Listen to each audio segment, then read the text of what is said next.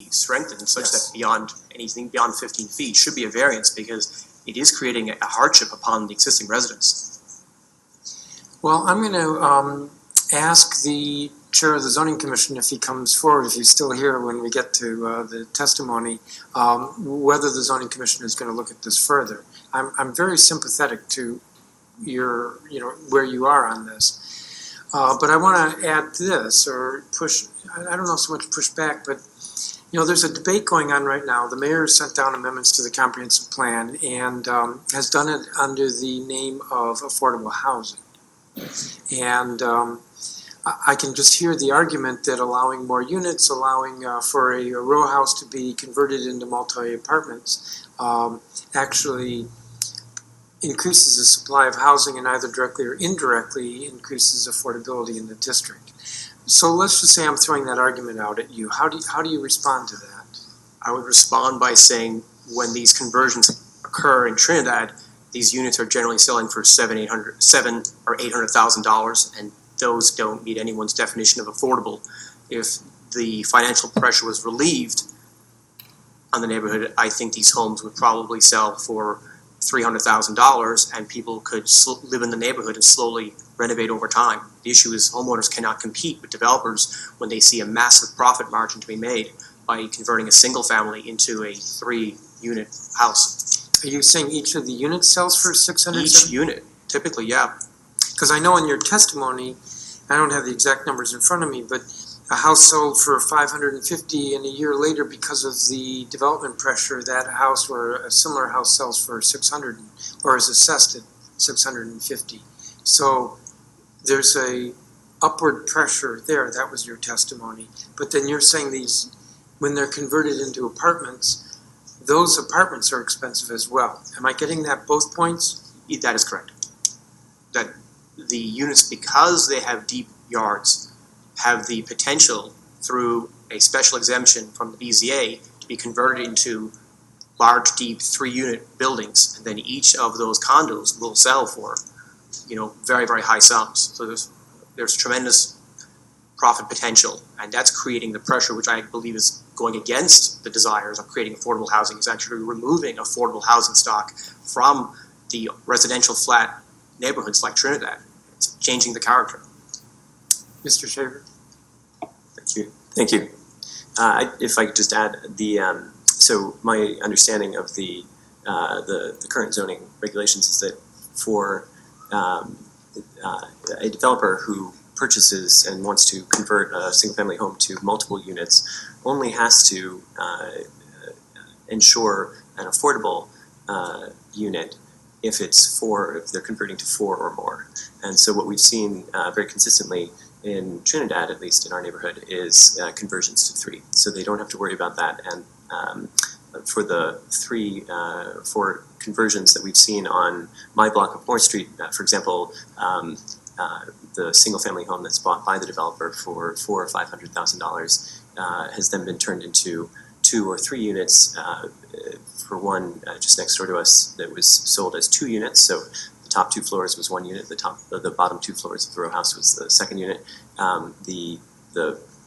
Each unit sold for more than $700,000. 700 and each unit sold for more than $700,000. So it's that's not affordable, at least not by my definition. Thank you. And these are being converted or redeveloped into condominiums, right? Correct. Right. Which raises some other issues as well. Well, let me say this, and this isn't a question so much. We're having a hearing on the comprehensive plan March 20th, and I'm sure there's going to be a lot of testimony about how the plan has to permit more redevelopment in the name of affordable housing, and others who will be saying that the plan should be very clear. So you might be interested in that hearing March 20th. I'm going to ask the Office of Planning when they come forward, which could be a couple hours from now, what is their thinking? What is their policy with regard to these neighborhoods? Is it to preserve the neighborhood, or is it to allow the kind of redevelopment? If we want the kind of redevelopment that you're seeing, then that's fine. You may not like it, but that's fine. I'm not sure that's what we want. And maybe we need to be a little bit more precise in our planning so that we're thoughtful about this. There was a few years ago, this is illustrated for me with an example a few years ago, and I think it was 11th and V Northwest. And it was an arts district. There was it's mostly row houses, 2 or 3 stories, arts district. And the zoning was such that it was going to be redeveloped. And if you know the area around 11th and V, 9th and U, there is a lot of redevelopment going on, and we're getting bigger buildings. So that pop-up that I remember was pretty outrageous, but it was outrageous in the context of what was there, not outrageous in the context of what is going to be there or has come to be. I don't know that we want to see that kind of transformation in Trinidad. So it speaks to planning, and I think that you should look at how you can be more assertive with the Office of Planning and what its policy making is, as well as the comprehensive plan, as well as maybe pushing through your ANC the zoning commission to take a closer look at what it did with the regulations, which I guess was case 14-11, because that's the other pressure point. The zoning commission has the ability to change the regulations, and instead of these being special exceptions, variances, you get that because that was in your testimony. And so the ANC has the ability to petition for a zoning change. Individuals do as well, but it's a little bit more difficult and expensive. I think you have to pay a fee, the ANC does not. So you should consider all those avenues. Not to put it back on you, but you're experiencing this, and I assume that you're not alone in your neighborhood, so that's you've got some good energy there, and you should press it.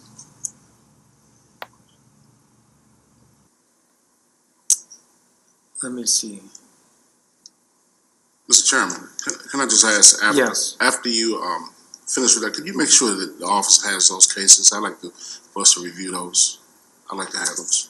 Yeah, I wish I had more cases, and it's not that they don't exist, it's that we just kind of put this together at the last minute. But yeah, we can do that. Okay, I hope I'm making you squirm a little bit, because that's the point. Mr. Chairman, I guess I'd have to look at those specific ones that you're talking about and whether I was on the board or not. I think that I have no problem standing behind any of the decisions that we made and could explain how we got to them. If there was, I'd have to look at the Office of Planning's report and how the Office of Planning might have weighed on it. And then looking at the ANC and the rest of the testimony, I'm not sure exactly how those things came. I don't know how we got to the decision. I'd have to kind of study it and understand that. But I do know that we do, again, for the Board of Zoning Adjustment, we do not take variances lightly. We don't take special exceptions lightly. We look at each one individually and spend a lot of time looking at each one. The only thing that I think that was brought up even last year in terms of the Board of Zoning and going against the Office of Planning's decision for variances or special exceptions. I do want to kind of mention that, and I know I'm probably opening up now another conversation, but I do want to mention that in those cases, when the board has ruled or voted against the recommendations of the Office of Planning, there has been concrete examples given from the community and the testimony that the board then felt that the standards had been met. And so, there's a lot of talk about us listening to the ANC and us listening to the community. I believe the board is there for the gray area. It's easy enough if everybody is, well, it's not easy enough. It's easy enough if the case is very clear as to how the standards are being met, then you could go ahead and it might not take that long. But the board's there for those times when the Office of Planning might be one way or the ANC might be another way, and then there's 5 members there, 3 of whom are from the community, one's from, I guess, NCPC, and then another is a rotating zoning commission member, and 5 people are trying to come to what they think is the best decision. So to wrap up my comment, it's just that I do believe that we're not easily going through with particularly variances. You know, they are the ones that have the harder standard to cross. And so we take everything very seriously. We look at everything very closely in terms of how we get to a decision. So that's all I can say. Let me just say, I don't think economic hardship, I'll say economic difficulty, rises to the level of variance relief. I just think it doesn't, particularly when we're dealing in many instances with speculative cases. Somebody is trying to enhance the value of their property, either to flip it or redevelop it, or it might just be an individual who wants to, who's directly or indirectly having the effect of enhancing the value of their property. And to make a financial difficulty claim in the context of a variance is just wrong. And I think some of this has to do with the board maybe not paying attention and asking difficult questions. Now, that's a little harsh on my part, but the church, and I know that was before you were on the board, because I looked at the record on that, and the church implied but did not say that they couldn't excavate. And the board issued an order that said they couldn't excavate, and that was the basis of the hardship. And it was just wrong, because they did excavate, and it was in the plans. Or this auto body lot, my guess is what happened there was that somehow the board just didn't challenge. Why? Okay, environmental remediation happens all the time. I see it with every disposition that comes before the council. Now, that's not a BZA case, but every disposition that's a development project, soccer stadium, remedial environmental remediation, or 965 Florida Avenue, $1 million for environmental remediation. It happens over and over and over again. That's not extraordinary. That shouldn't be the basis of a variance. So, let me move on a little bit, and that is, so I've gotten a couple of letters with regard to turrets now, or pop-ups, or both. I guess those are special exceptions. So that's discretionary, but that's not, I mean, the philosophy behind that is that a special exception is permitted under the zoning regulations as long as the board is satisfied. Yes. Can I answer that question? This may cut back on some of the questions. I've heard the testimony too today. Last month, I've asked the Office of Planning to go back and relook at the regulation we did in 1411. And I'm glad that the residents who I asked them to stay so they can hear my comment. I've asked them to look at exactly some of what they mentioned. Not that it's going to pass. I don't know, but I've asked for the Office of Planning to do a discovery. Hopefully we get to a hearing. My colleagues, we need to relook at the 10-foot setback. Pop back, and then after that, mean more than. I don't know what the number is. I think I heard somebody say 5 feet additional after that. Anything after that is a variance. I've mentioned this a few times to my colleagues, and I've also mentioned Office of Planning that 10 feet pop back is fine, but there's a certain amount when you start talking 30 and 40 feet. At some point, there's a range there where we need to do some discovery and figure out how to fix that problem. So it's not always a special exception all the way back. That it's more scrutiny after a certain amount of feet back after 10 feet. Or you could change this. I'm glad you're looking at that. I really am. Last month I asked them to do it. And I hope that there's some urgency on the part of the Office of Planning in responding to that. I don't know that it should be a variance, because a variance speaks to really constitutional protection. That's the theory behind a variance. I can't use my property because of zoning. And but the special exception requirements could be much stricter, as in the zoning commission says it won't be permitted unless there's no effect on light and air, or there's... And we have that. That's in there. Well, I don't have the regulations. Oh, but it's in there. It's like about 9 things that's in there. Well, maybe there need to be more if it goes back that far. Okay. Well, I don't think that's inconsistent with what you're saying, is to look at... We're still going to look at it, because we want to make sure we give the BZA the tools that they need when they have to deal with those cases, and that's our goal. Because my reaction to the residents from Trinidad who testified is that if I lived in that block, it would be horrible, and I would be very upset, and it's unfair to them, and it appears to be permitted because these are deep lots. And so I think the BZA has to have better guidance from the zoning commission through the zoning regulations. And I mean, there was testimony that the BZA wasn't giving enough attention to the light and shadow studies, and I don't know about that. There was testimony that some applicants come in with the studies on one page and other applicants to studies on 3 pages, and the request was that it be, what is it, a different hour of the day, 1 hour per page. So maybe the board could give more careful attention, but it seems to me the zoning commission has to make it much stricter. But then I think the Office of Planning has to look at these squares too and say, what do we want? You know, Mr. Chairman, we've had many hearings of testimony. And while today we heard one side of it, and this city is about balance, as you know better than I do, the same way, and it's more than just developers who want us to come down and be able to, more than just, it's residents also who want to pop back. So we have to balance those interests as well.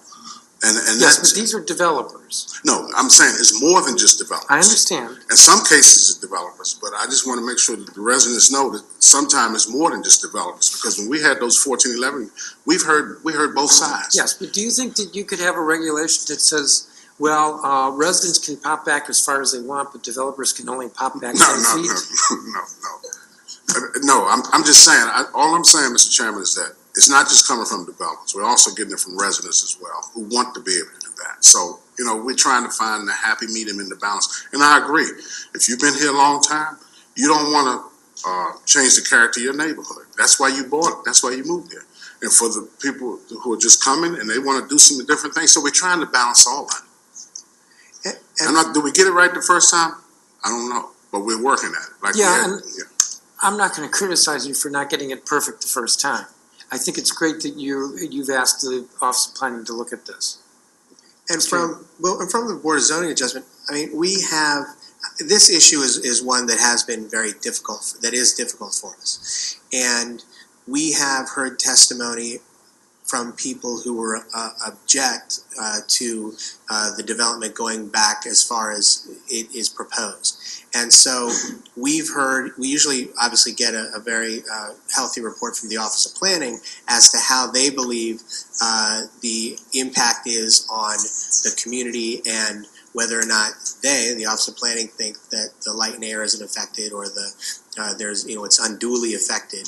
The word unduly is where, the interpretation is. And what I usually point out or try to point out to people now is that before the regulation changed, you could fill out the entire lot. These are usually very deep lots, and there was a lot of testimony before the Zoning Commission as to a lot of people, developers or homeowners, that now they couldn't develop their lot the way they were allowed to develop it.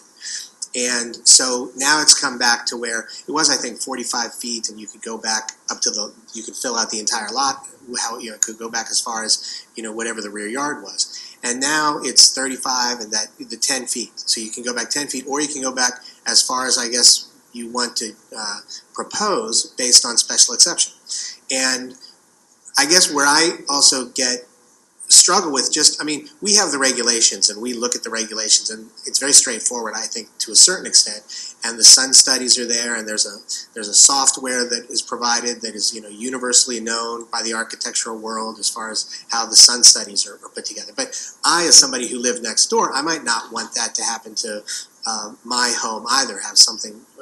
But then, again, there's some people that come back and they say, but my yard goes back, however far back it goes, and now you just want me to have an open lot back there. And so I think it is a tough decision. I think that even when it goes back, if it does get back to the Zoning Commission and they try to wrestle with this a little bit more, 10 feet by right is what it is now. And so 10 feet, you're not really going to spend a lot of money to go back 10 feet. So basically, I think you're almost ending the discussion on doing anything to your house. Because to go back 10 feet, there's a lot of cost to go back at all.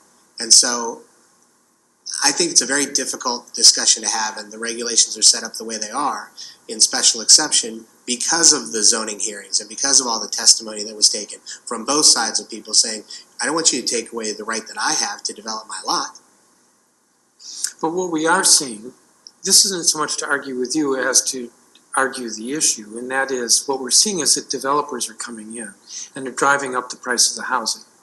because they're taking this house, they're adding square footage to it, and then making it a couple of units, and that has an effect on the values of all the lots. And then the units that result are not cheap units, even though we'd like to think they're going to be. They're not cheap units. So we're not helping with affordability.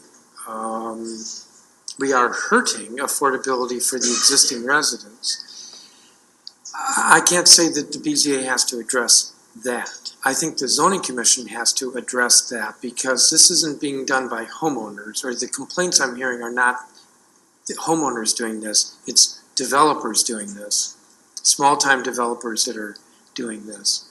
I'm reminded of a house off of 16th Street on Varnum a couple of years ago where, I mean, they're all nice row houses, and it's a nice neighborhood. And this one house was, the assessed value was over $1 million. It was like $400,000 or $500,000 more than any of the other houses on that street. And it's because the developer pulled out permits to convert the house into, I think it was 4 or 6 condominium units. And that just then, I can tell you, the real estate agents all pointed to that house to say, look, you know, the values are $1 million, not $700,000. So the zoning developers are in on this, and the zoning commission has got to address that. Where I would criticize the board, just to be frank about it, is that I think the board should be more mindful of the impact on the abutting neighbors. And I say that based on the testimony that we heard earlier, where neighbors came in and testified to how horrible it is that their backyard is now in shadow because of, as I understood it, houses on either side that went way back. I mean, as far as the Board of Zoning is concerned, each case is looked at individually, so I don't know exactly, we're kind of talking about this on the whole, or as Yes. a whole. But oftentimes, the neighbors on either side are in agreement to the proposal.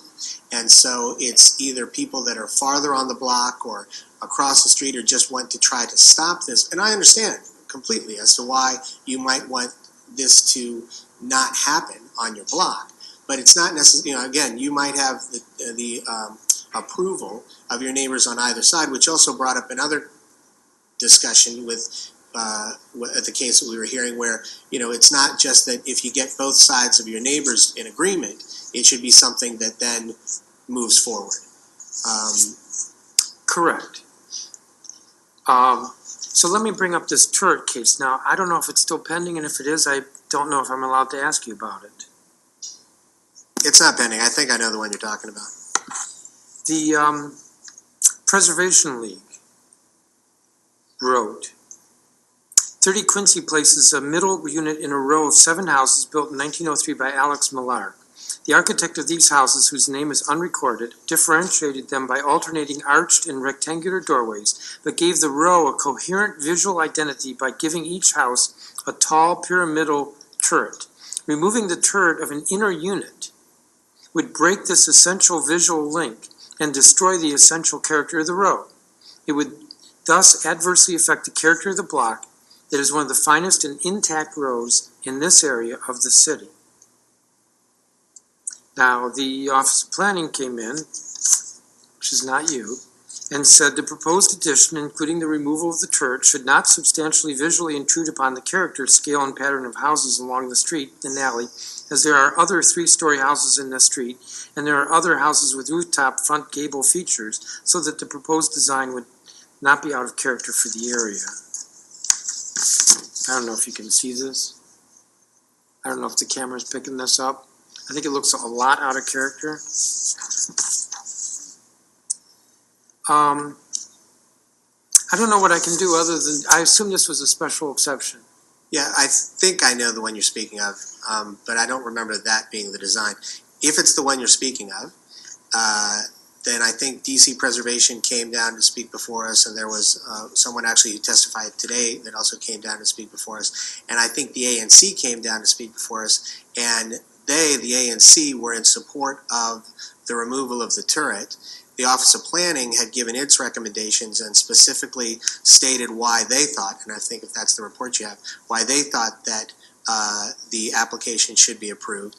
And I think, if I recall, the matter of right option the ANC had thought was going to be more ugly than the proposed special exception design. And I don't think that's the design, actually. I think it was a much nicer design than the one that you're holding up there.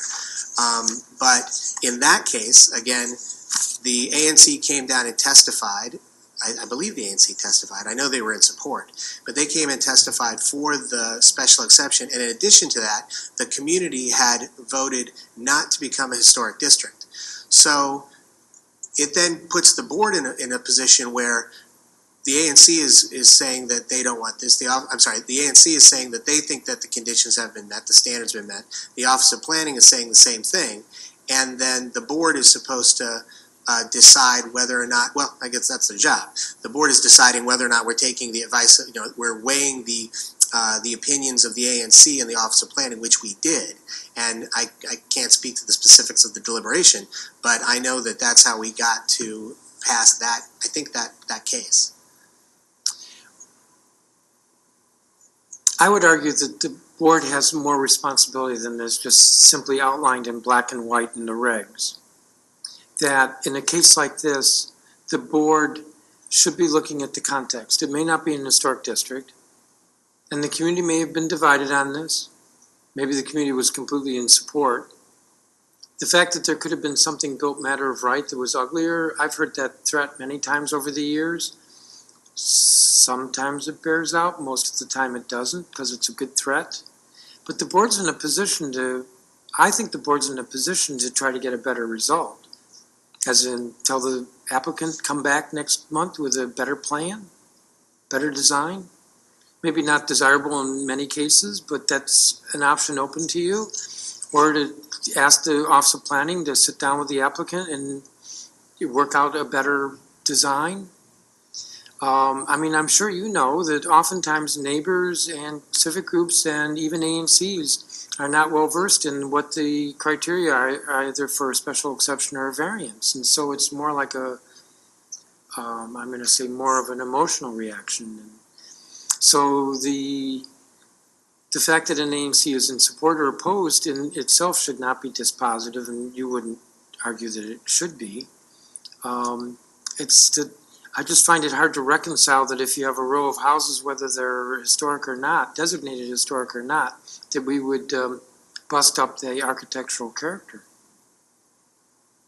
Maybe actually your best argument is that this may not be the right drawing.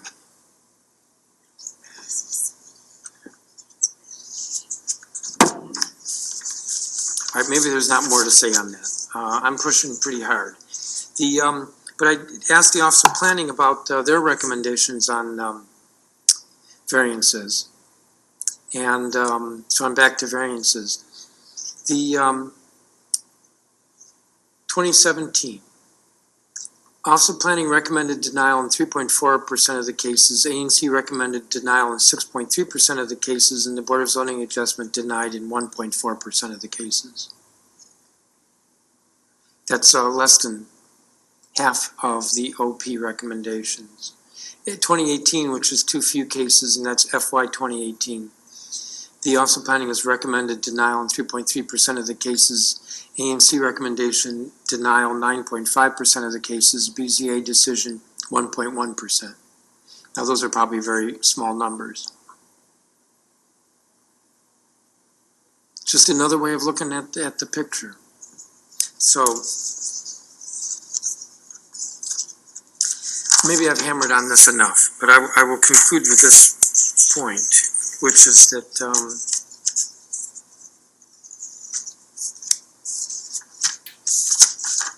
excuse me for a second.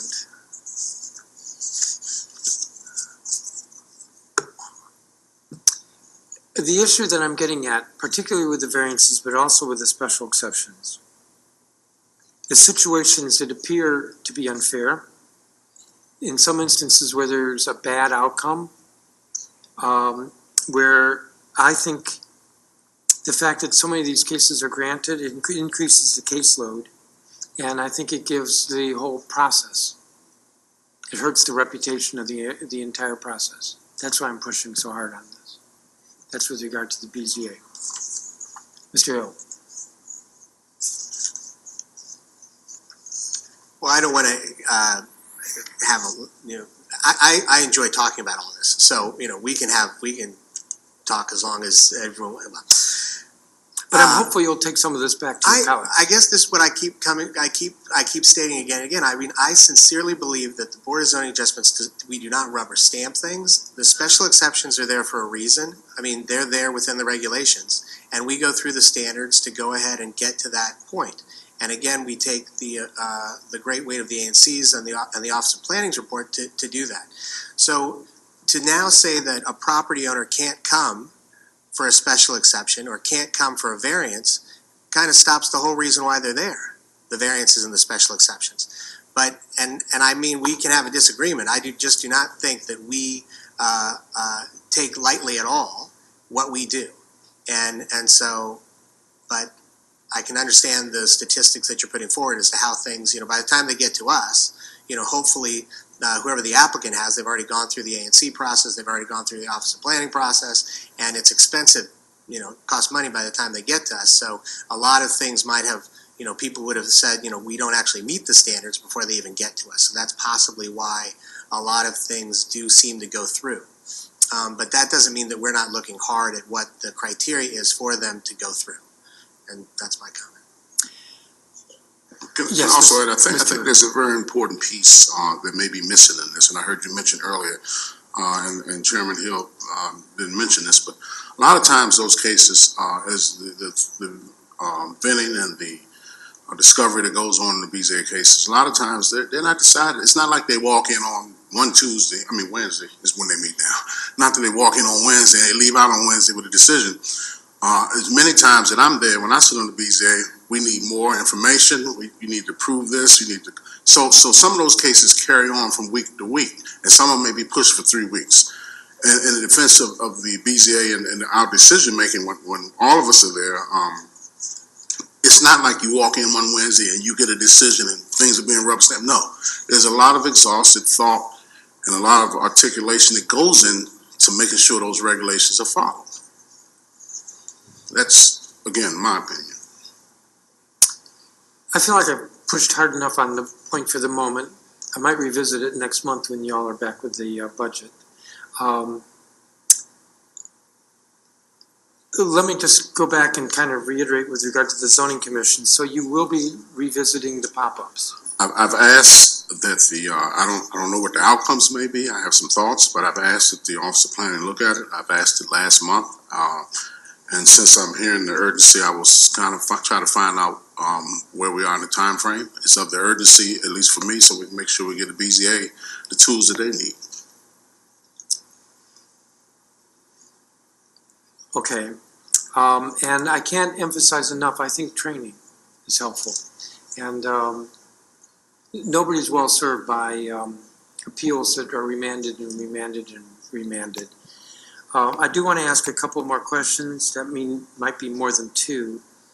There was testimony, Ms. McDaniel testified about self-certified applications. These cases take up too much time as there is often misunderstanding on the relief required and often require a continuance. This seems to be a significant burden for the board. I've always been a little bit suspicious of self-certifications. What are we doing to improve the process, or is she completely wrong? No, we have been looking to.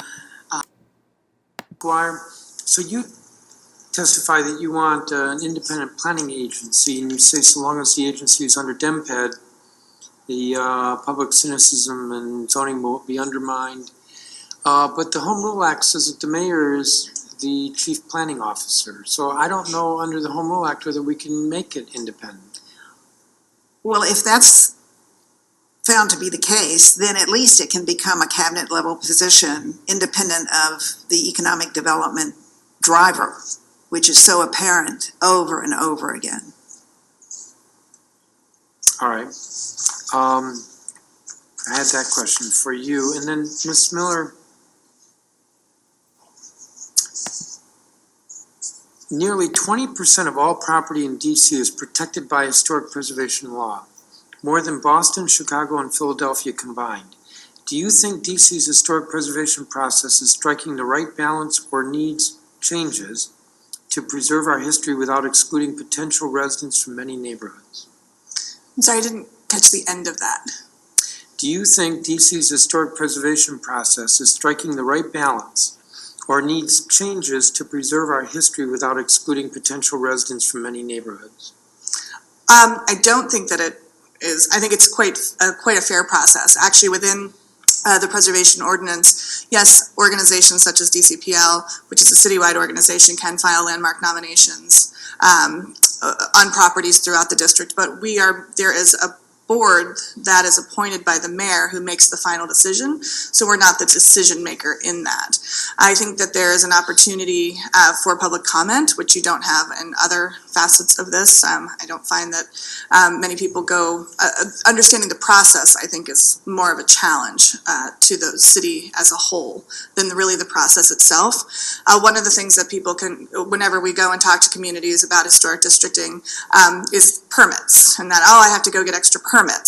We identified just recently on the DCRA website that there was some faulty information as to what you had to get a permit for a historic district versus not being in a historic district. So there's making sure that the information is correct. Also, you have to get a permit for a historic district for things that you have to do outside of a district as well. So the onus is on everyone at that point. And I think that there's just a lack of understanding, and I think that it's just the timeline where people don't realize how historic preservation can benefit, as opposed to looking at how they think it'll affect them negatively. Like, I have to go get a permit for this, and they think that it's going to be more of an issue for them than a protection of their property. So how do you answer the question, does it protect them or help them? I typically show them visuals of buildings that I have an example up the street from my house in the Shaw Historic District. It's a wonderful grouping of 5 historic row houses. It's the centerpiece of it that has had the first floor bay removed. The front door has been lowered to the cellar level. The 2 on either side of it have been wonderfully restored, and they look beautiful. And this is just kind of a ugly tooth in the middle. It's just showing how to protect your investment. I think the Historic Preservation Office has done a good job of doing preservation guidelines for different historic districts so that people understand what they're getting into. Obviously, they have a staff of 16. It's not a very large staff for the number of historic buildings we have in this city. And if they weren't churning out permits and project reviews, more enforcement may be happening. I think that there are parts of the program that don't necessarily are overlooked because there's such a forcefulness from this administration that they want to see permits processed in a good amount of time. So. But I hear the criticism, so I want you to respond to this, that somehow historic preservation excludes potential residents from many neighborhoods. I don't see how preservation excludes people from neighborhoods. There are studies across the country that show historic preservation stabilizes neighborhoods, especially historic districts, because it's not as lucrative, as you heard from zoning, to flip a row house into multiple units. You can change a row house into a couple of units depending on the size of the row house that you've purchased, but you may not have the opportunity to put these bump backs or the bump ups on them, which then retains the value, and you're not having these smaller micro units that are 500-700 square feet being sold for $700,000 like in Trinidad.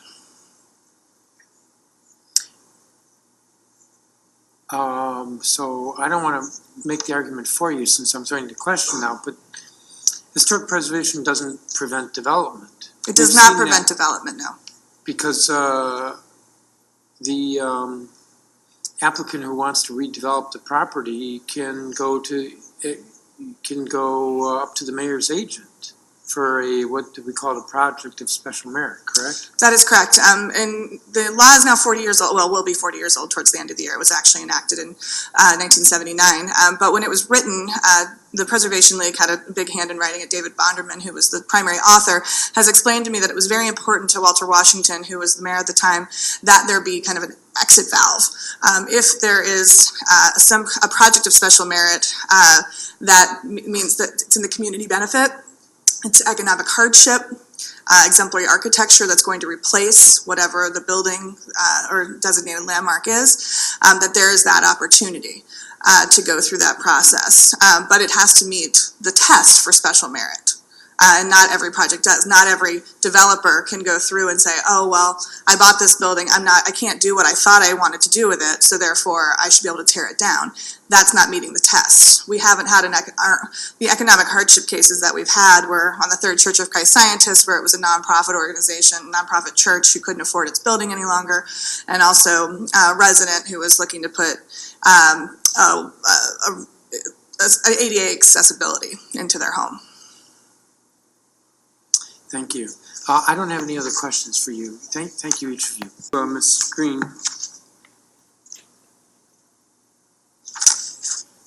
In your written statement, you say comprehensive plan should be released in whole, not in parts. Why? Why does it matter? Let me argue with you for a moment, and it's just to get you to explain it better.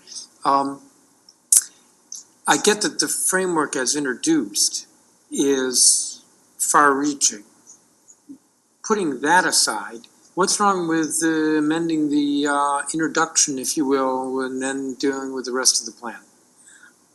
Just speaking as a layperson, who is not capable a lot of times of visualizing things and looking at consequences, I think it's hard for the public, for people who are not planning oriented, to read some of the changes they're proposing, like, well, we should do this zone could be medium density, or it could be moderate density, or this could be medium or high. People are going to see this and saying, what does this mean in my neighborhood for my property? So it would be a very valuable thing for those maps to be available, so people could really see how this is going to change their neighborhood and their property. What does this mean as in housing policy?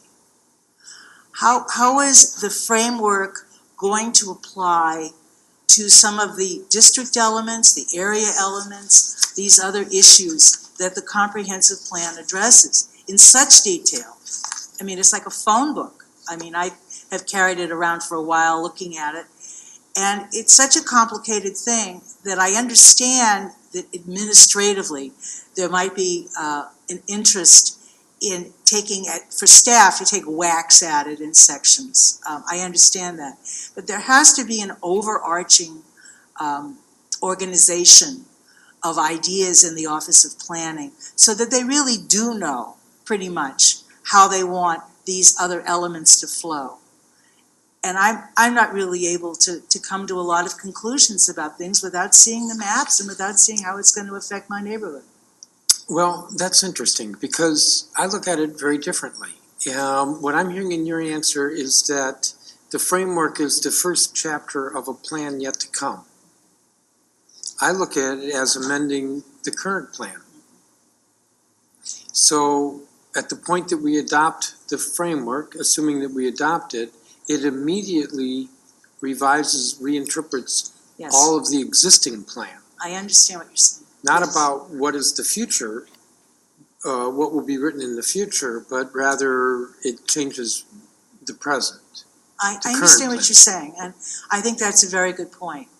I have talked to other people who say that in other cities, it isn't done this way, that you get a whole comprehensive plan at once, that it does not come out as it does not come out in sections. I understand your point of view, and I think it's a good point.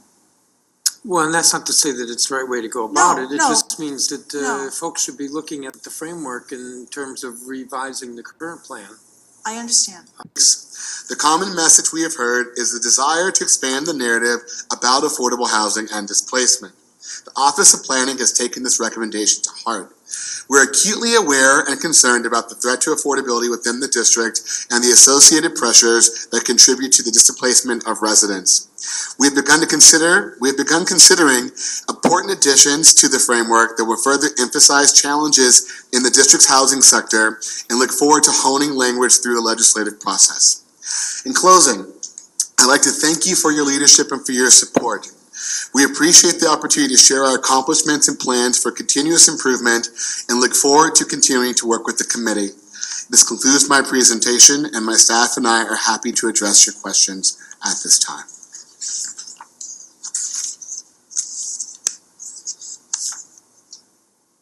Thank you, Mr. Shaw. Thank you, Mr. Chair. 10 minutes. Well, let's start with this one. I'm not going to go into too much detail on the comp plan because we have a hearing on March 20th, but one of the witnesses today attached to their testimony a document from the Office of Planning saying that OP will release a draft amendment report in the fall of 2017 detailing which amendments were accepted and why. The public will have a 60-day period to comment on OP recommendations. That didn't happen. So it's in writing, Yes, but it sir. didn't happen. Yes, you're correct, sir. Well, Oh, so it didn't happen for two reasons. And one is that I want to continue to emphasize the fact that we got 10 times more amendments than we had anticipated, that we got 3,064 amendments compared to about the 300 before. And so in our timeline, thinking about how, if we would have been on the same trajectory as we had been in the past, we thought that we would be completed with the review of the amendments by fall of last year. I know that you gave me a look when I was in oversight about that, but that was the anticipated trajectory. And so to us, the review process of these amendments is still ongoing, of which one portion has come up now to you for the framework. That was a project management decision based off the idea in our mind that there are no policies within the framework element, that it is just narrative, that it is based off of publicly sourced documents, including our population projections and other plans. And so in that moment, and making the project management decision, it was thought that we had done the sufficient public outreach and we had based the framework elements based off of publicly vetted documents for it to be able to be introduced ahead of time. but if there are no policy, how did you put it? Policy, what did you say? There are no policy plans, no policy decisions in the framework. Right.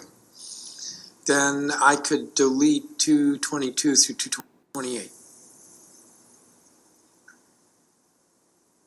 222 to 228 of the section of the framework? Yeah, No, because the framework also has a set of definitions. It actually has a set of framing.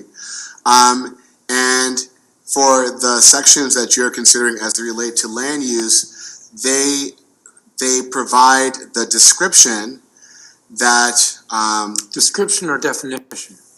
so we think that the term, and if you see one of the amended terms has been from definition to description. Policy, what did you say? There are no policy plans, no there's- policy there's- decisions in the framework. Right.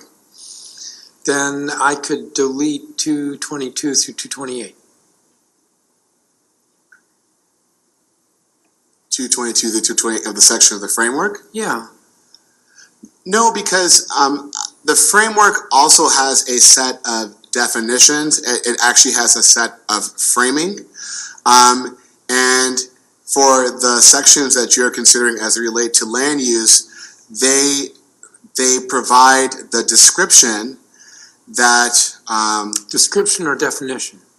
So we think that the term, and if you see one of the amended terms has been from definition to description, because we think that the term description better represents the range of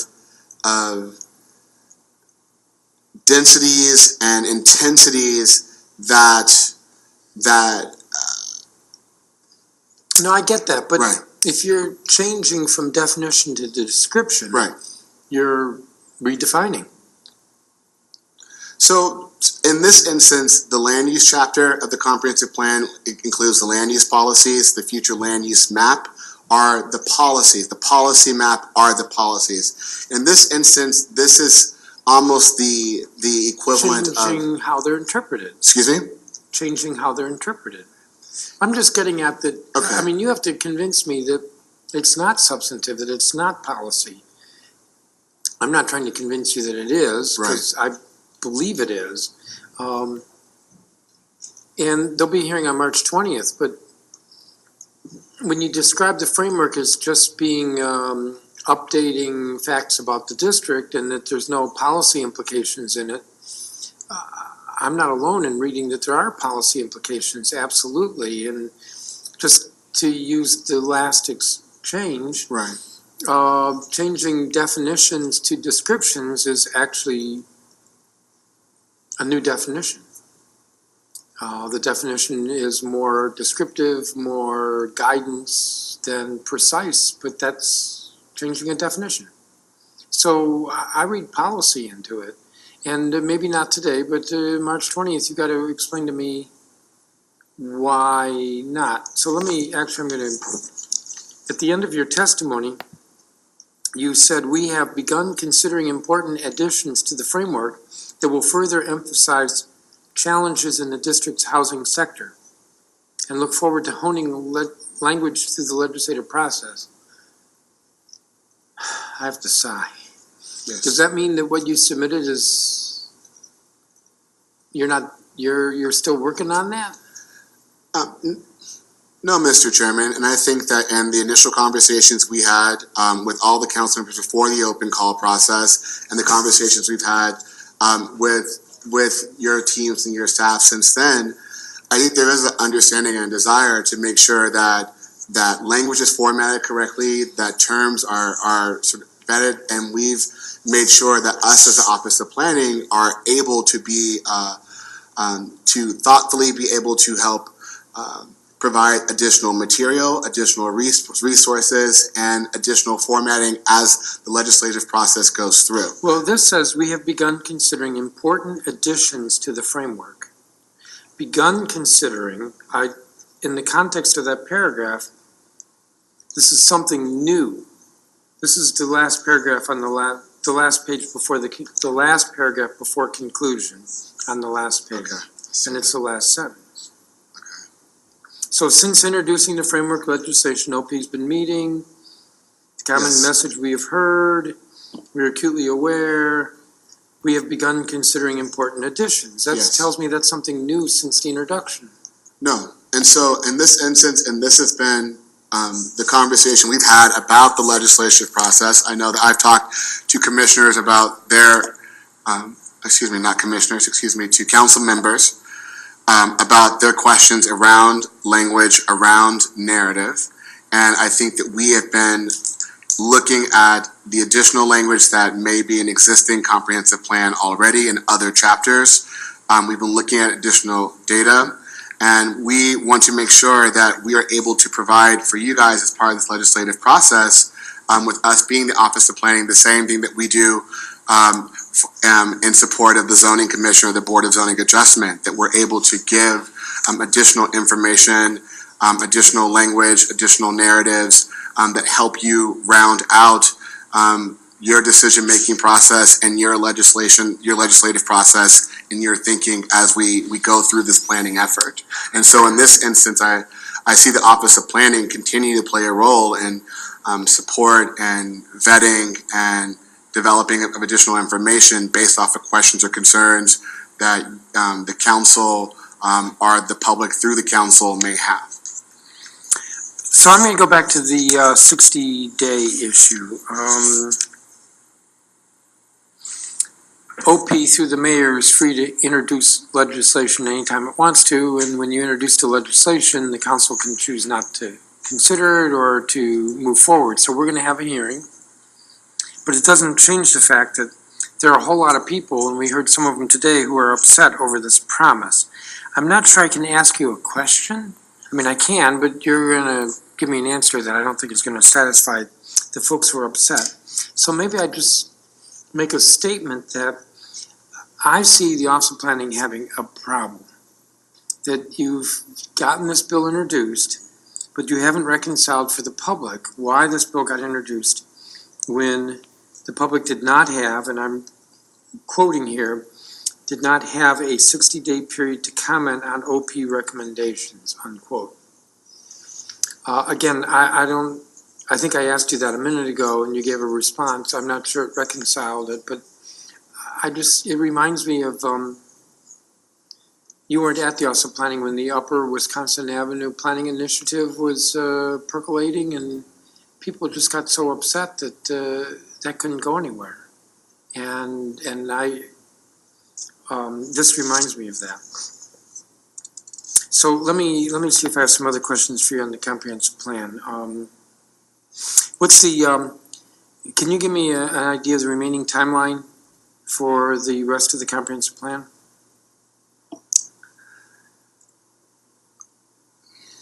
And so we are still in the process of processing the 3,000 amendments. It's going through our reconciliation and review process.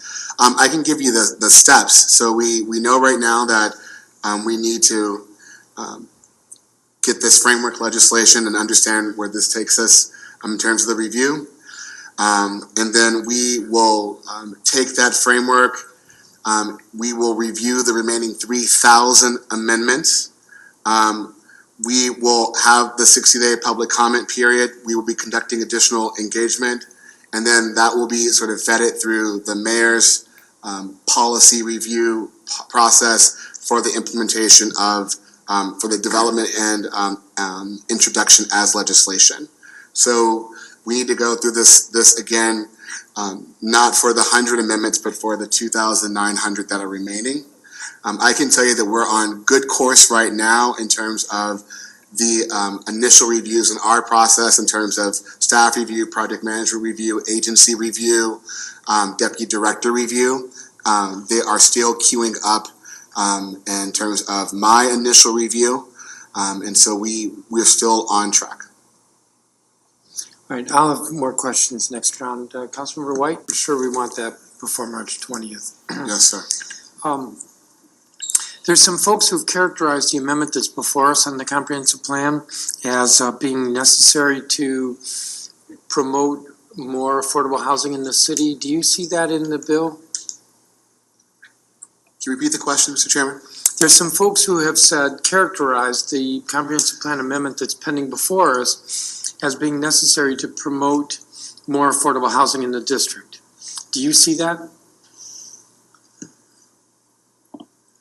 That's a good question, Chairman, and I think the answer is yes. And the how is, and this will go in some points to process, is that we understand that through the plan unit development process, we're able to get significantly more affordable housing than what has been created through inclusionary zoning and through other means.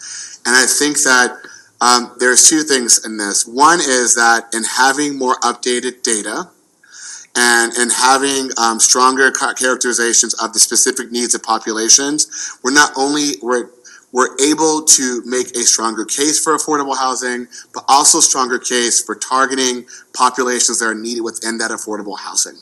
That's one. I think that two, in the descriptions conversation around land use, what we did see in some of the instances around court cases that had come through was that the lack of clarity, for example, that residential could be in commercial zones was one of the factors that was deliberated or sent back by the courts. And we believe now that and addressing some of the fundamental language questions that the court cases have brought up, us making sure that we have that clarity, that it allows the court to sort of look at these projects on their merit, on the other merits around policy issues versus a practice and a reality that residential is allowed in commercial, residential is allowed in every space but in PDR. But we were getting questions about that, that I believe now will provide the clarity for, I think, the community and for the courts on this. But that last point, to be clear that residential is allowed, that's not the same as affordable housing. That's correct, but I think that's correct, but I think in this instance, with a large portion of us getting more affordable housing through these processes, that clarity on housing itself allows for the affordable housing. Allowing for housing allows for affordable housing. Yes. So I think when we hold up all housing, we hold up affordable housing. That's the truth. And so, and especially if we hold up all housing, we hold up affordable housing within the district, because we have very strong inclusionary zoning laws as well. And so in those instances, because we have a system that ties all of our development in this city to the development of affordable housing, when there are, when a lack of clarity in a description or a definition can be clarified to facilitate that creation of that housing through our inclusionary housing rules and other policies, we're able to see the affordable housing that we desire. Sure, and I don't want to keep going back and forth on this because I don't have that much time, but this administration has been good about promoting affordable housing. The next administration may not be. So promoting a housing does not necessarily mean promoting affordable housing. Yes.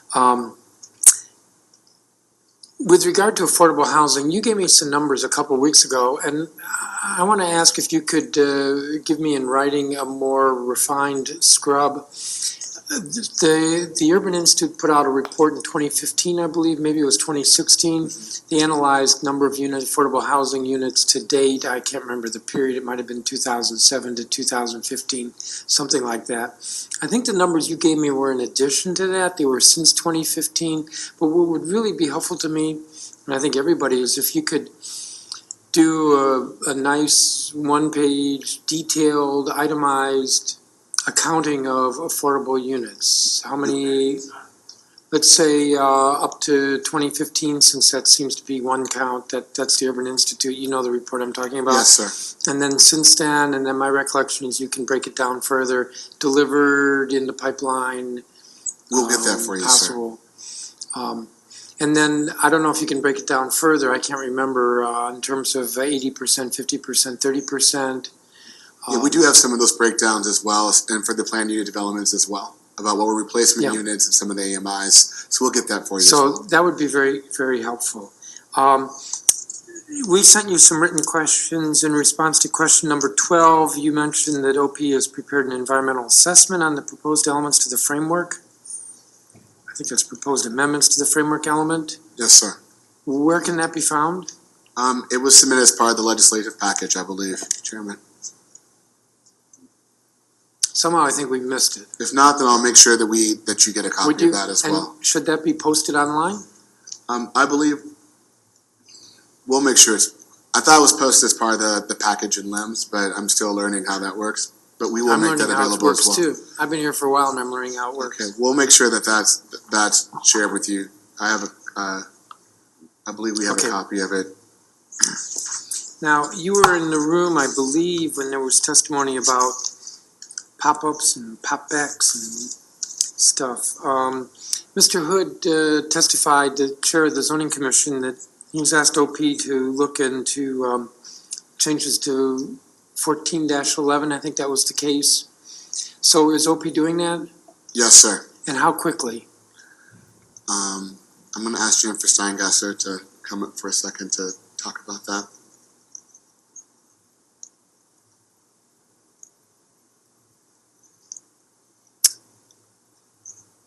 Good afternoon. Good afternoon, Chair Mendelson, Commissioners, Councilman. The Office of Planning is working on that. We have been asked by Chairman Hood to evaluate the success and failures and weaknesses of that, and we hope to get that back to the Commission in May of this year. Can you do it any sooner to push them along? We'll do it as fast as we possibly can, but I want to be realistic. May we need to evaluate the cases that have gone forward already, what they have produced, the challenges with the board, and then look at changes. By the time we have to set it down, there's a 10-day lag between when OP files a report to when it gets set down, and then a hearing. So we'll move it as quickly as we can. I certainly understand from today's testimony that it is a priority. And you were here during all that testimony? Yes, sir. I mean, it's clear to me that the zoning commission could be stronger or the regulations could be stronger to try to prevent, how do I want to put this, to try to prevent some of the more extreme cases of a pop back that goes back under the current regulations but ends up going back, I don't know, what do we hear, 50 feet? That's for the really deep. And I think if we could look at the, there's a difference when it's a homeowner doing it, when it's a developer doing it, or a homeowner doing it to flip it, and I'm just looking at all those different dynamics to get more control over this. Yes, sir, and I think one of the ways we need to go at it is doing a quick survey of the land and the lots that this kind of thing is eligible on, because it is those long, narrow lots that have a lot of capacity for a long addition versus a short squatty lot where the lot occupancy limits the depth. And I think that's where we're running into a lot of concerns. So that is one of the things we're assessing. Yes. Related to that, I couldn't help going through my mind, and I think I'm turning more to Mr. Shaw than to you, but don't go away, is that maybe the Office of Planning needs to look at some of these squares and just make a decision. Do we want this square redeveloped or not? So if the square is in the heart of a neighborhood, a residential neighborhood with lots of row houses that we don't want to see redeveloped, then we would maybe look to a new zoning category or an overlay. I know you guys hate overlays, but something there as opposed to, I think you were in the room when I talked about the pop-up at, I think it was 11th and V Northwest, where it is the plan, right or wrong, it is the plan that neighborhood is going to transform, that we're going to go from row houses to higher density buildings. But I think that's part of the problem as well, that there needs to be an analysis of these neighborhoods, of these squares, and whether there needs to be an overlay or some additional restriction. Well, I would say two things, and one is we're a growing city, and we are trying to figure out ways to make sure that we can accommodate that growth responsibly throughout the district. That's one. And I think two is that ZR16 took a long time, but as you can hear from the community, is our ZR16, our zoning regulations, that we're still sort of testing out the wheels on it and really trying to understand how to reform that. So I think in some instances, what I asked Jennifer Steingasser and the Development Review team to do is really make sure that we're balancing, that we're tracking, and that we're trying to understand, are we getting desired outcomes of this? I know that we're doing almost an annual review right now, right, Jennifer, of the efficacy of the zoning code. But the hope that we want to make sure is that we don't start overlays all over again. One of the biggest parts of ZR16 was to But there's no limit that. question that these pop-ups are transforming some of these neighborhoods, or will. If you have nice 2 or 3 story row houses with turrets, and the one in the middle gets an additional floor, Yes. that's a precedent for the whole block, and particularly if it's got a deep lot. Do we want to see that change? Yeah, we're a growing city, but I think we also have to make the decision whether we want the neighborhood to transform or we want the neighborhood to be preserved and stable. And I think that that's a good question too. And I know I'm not sure we're on time, but this is one of the spaces where I've really been pushing my office.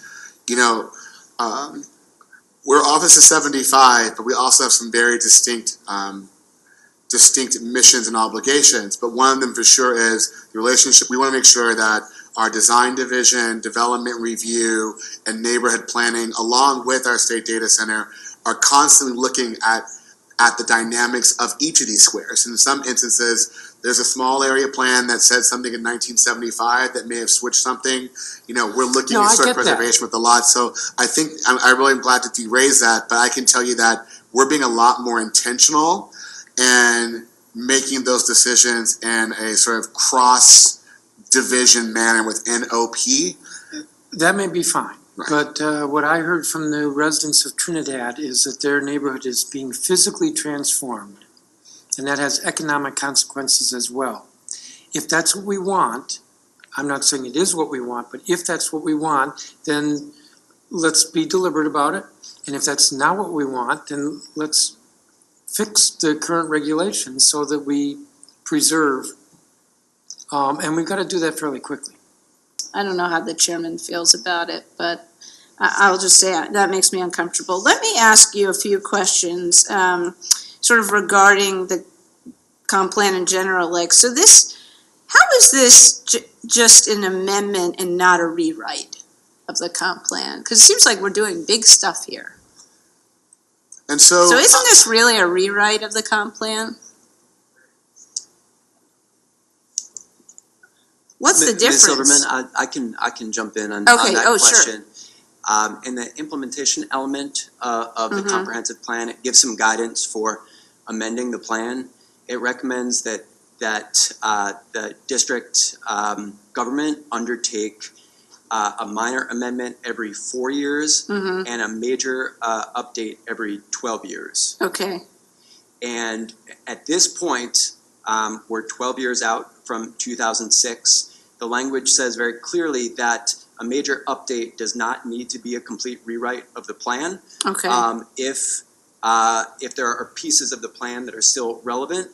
However, a major update typically includes a review and an update to all of the policy, all of the citywide elements and the area elements as well, which is essentially what we're undertaking. Okay, well, this seems like a major amendment. And council member, it is because we've done 26 plans in the past 6 years. So as we said, this amendment was the incorporation Okay. of the plans into that. So Now- that's a little bit bigger. Sure. Now, if no one has asked, it's hard for me to believe someone hasn't asked this yet, but I'll ask it, and then you can tell me someone else has asked it. But, so one of the other big issues, so certainly housing affordability is one of our big challenges, and income inequality and displacement is one of our other big challenges. So how is that dealt with in the comp plan?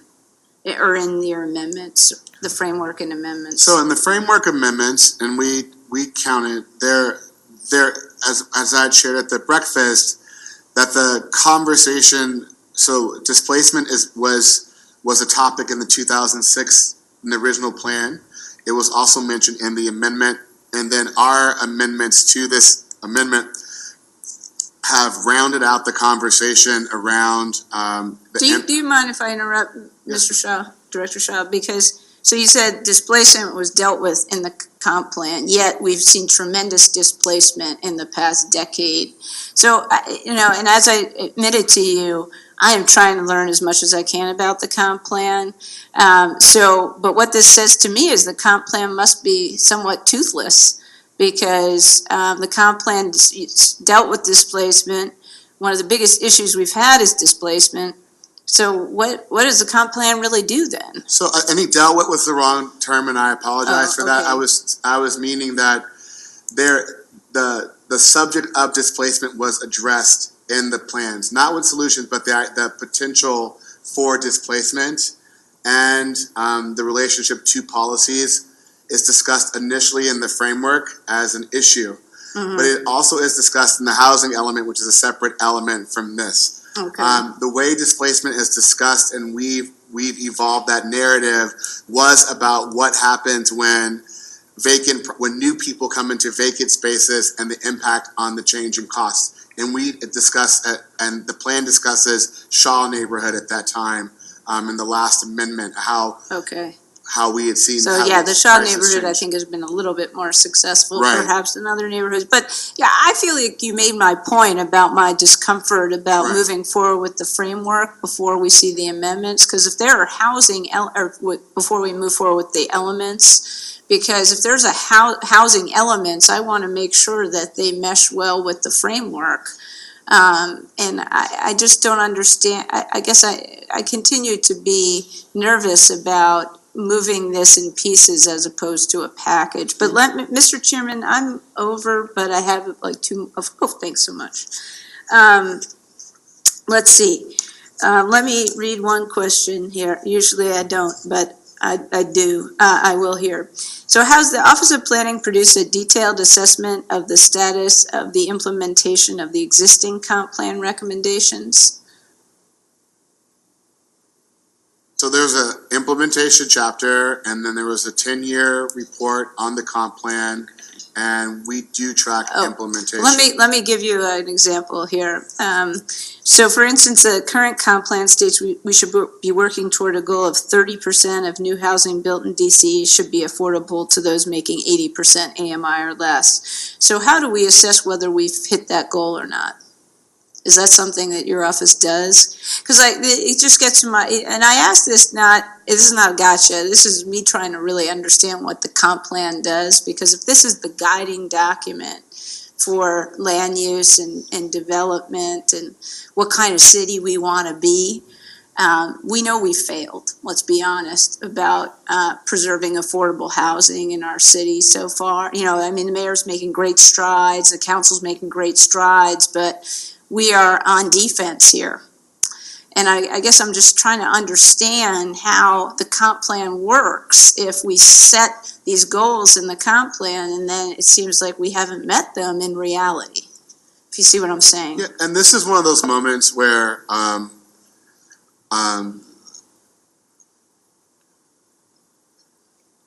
where I'm happy to make sure that we can reach out to both DHCD and to DMPED, right? So we help draft the housing element. We track implementation, but the sort of day-to-day alignment is implemented through a different agency.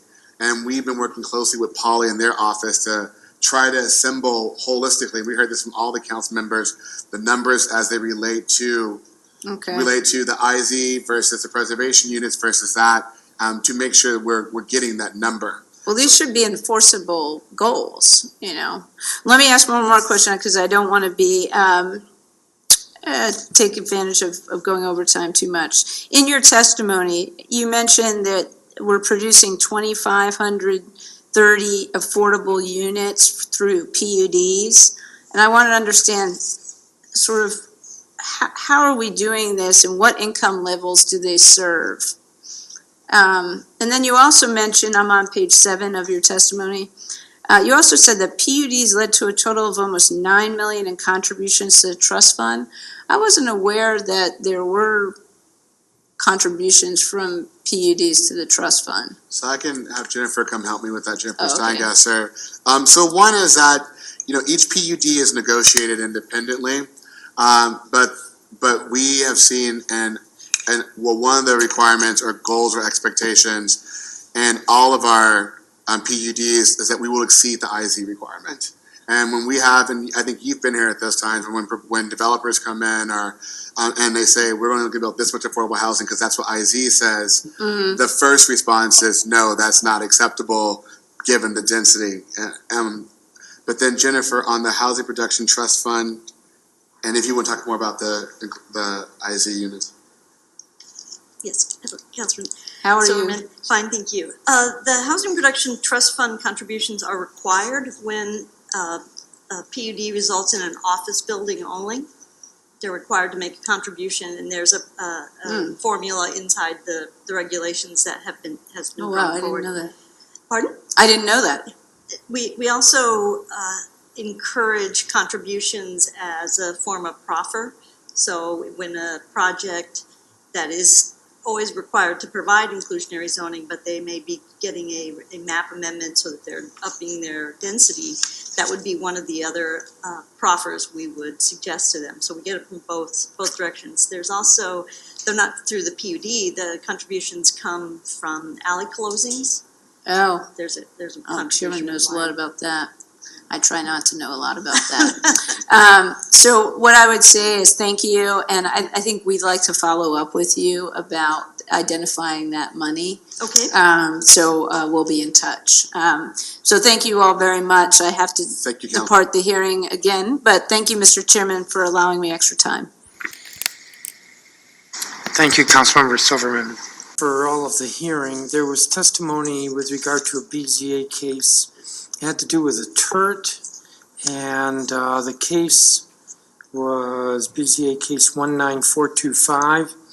I believe it involved 30 Quincy Place, a middle unit. 30 Quincy Place is a middle unit in a row of 7 houses built in 1903 by Alex Millar. The architect of these houses, whose name is unrecorded, differentiated them by alternating arched and rectangular doorways, but gave the row a coherent visual identity by giving each house a tall pyramidal turret. Removing the turret of an inner unit would break this essential visual link and destroy the essential character of the row. It would thus adversely affect the character of the block. It is one of the finest and intact rows in this area of the city. The Office of Planning submitted a report in which it stated, quote, "The proposed addition, including the removal of the turret, should not substantially visually intrude upon the character, scale, and pattern of houses along the street and alley, as there are other 3-story houses on this street, and there are other houses with rooftop front gable features, so that the proposed design would not be out of character for the area," unquote. How could you write that?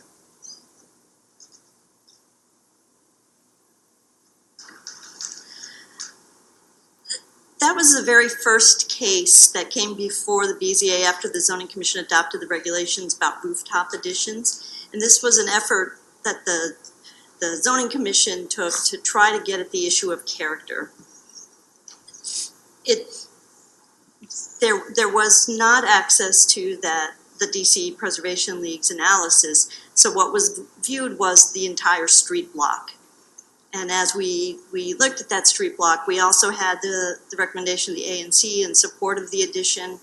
We had neither of the adjoining property owners were in opposition at that time. So there was a lot of struggle. And I'm not going to try to say it was our finest moment. I think we learned a lot from that case, and we learned a lot about how to proceed forward. The part of the struggle we had is in the writing of the criteria, because it says intrude upon the character as opposed to preserving the character. So we were looking at this kind of long block and struggling with that very issue. But like I said, I think we learned a lot from that case. And it'll be one of the issues that we'll be revisiting. The other issue we struggled with was how to recommend denial, and what does the special exception provide for in terms of that. And that's one of the things that the Zoning Commission and the BZA have asked us to look at. Well, I appreciate your answer. I feel like I want to say more, even though I don't think I could ask for a different answer from you. This, as I understand it, was a middle structure in a row of 7. And so to say should not substantially visually intrude upon the character, scale, and pattern of the houses, I just don't see that. And there's also the precedential effect, and I don't mean precedential as a matter of law, but if you're going to wreck the, what's the word I want, the pattern, you're going to wreck the pattern of the 7, then why can't the guy to the left or right or 3 houses down just say, well, it's already been wrecked, or you already have this, and this is the picture that DCPL had. I mean, it's just so different. And to me, not knowing, I'm not going to venture an opinion as I'm sitting here about whether it should go up a story or go back. I don't even know if it goes back. But what we see over and over with DCPL, I shouldn't say DCPL, with historic preservation cases, HPRB cases, is that we can have significant change in a structure, whether it's a landmark or in a district, that's compatible with the rest of the structure or the district. We see it all over downtown. And this is just so not compatible. Yes, sir, So- and we struggle with that, and we struggle with the fact that it's not a historic district, and so how do we find that compatibility? We have been working, because like I said, this was the first case that the zoning, that came before the BZA on these new regulations about rooftop character, and it's a design type of regulation, so it's a bit of a struggle to use zoning for design, it's a bit of a hammer trying to do surgery, but we have started regular conversations on a bi-weekly meeting with the Office of the Zoning Administrator as to what they're seeing come through and what they think would help them, and then we're working with our Historic Preservation Office and our Design Division to identify how these additions can be put on in a way that maintains that important character. So hopefully we will get that solved. And that's going to be part of your revisiting Yes. 1411. Yes, sir. I think that's all to the good, because I really was appalled when I saw this. And I guess I'll repeat what I'd said earlier. I think where we're seeing this happen, OP needs to go in and look at the square. And do we want it redeveloped or do we want it maintained? And not judging here whether it should be redeveloped or not, but I think we've got to answer that question. And you guys are in the best position to do it, even if it means a pop-up small area plan, meaning you've popped up a plan for that square. But I think we've got to do that. In your response to question 37, first round, you stated that OP has dropped its key performance indicator on, quote, percentage change to citizens' access to grocery stores and farmers markets due to difficulty in tracking data, unquote. But isn't this type of key performance indicator directly in line with the subject matter of the Food Policy Council? We are trying to reduce the footprint of food deserts, eliminate the footprint of food deserts. We want to see improved access to grocery stores and farmer markets, and you remove the KPI. Mr. Chairman, I can answer that question. A couple years ago, we worked with the Office of the City Administrator to revise our KPIs. There was a request at that time that we tie our KPIs more directly to Office of Planning Operations. We ended up abandoning a handful of metrics as agency performance KPIs, but that does not mean that we have stopped tracking them as policy metrics. Our citywide division, citywide strategy and analysis, we do a great deal of work where we look at not just food policy metrics, but others that have policy implications, but that are not necessarily operational indicators for the Office of Planning. So you are tracking this metric? I will have to, I am pretty certain that we are. I will consult with our food policy director. I will note that we've actually made an effort over the last year to put additional data and maps on our main webpage so that we have that information, those metrics available. I don't know off the top of my head if food policy is there, but happy to get back to you on that piece of data. Would you, because not only would I like to know if you're still tracking it, but what it looks like, whether there have been any changes for better or worse. We actually have some legislation pending in the Committee of the Whole, and so this is germane to that, whether we are reducing our food deserts. I think we can definitely get you some useful information related to that. All right, that would be great. There was testimony with regard to investing in more inspectors. You have one additional inspector for HPO? That's correct. Doesn't work at night or weekends? Mr. Maloney, not to call up your subordinate, but it's a little quicker that way. Always in the field.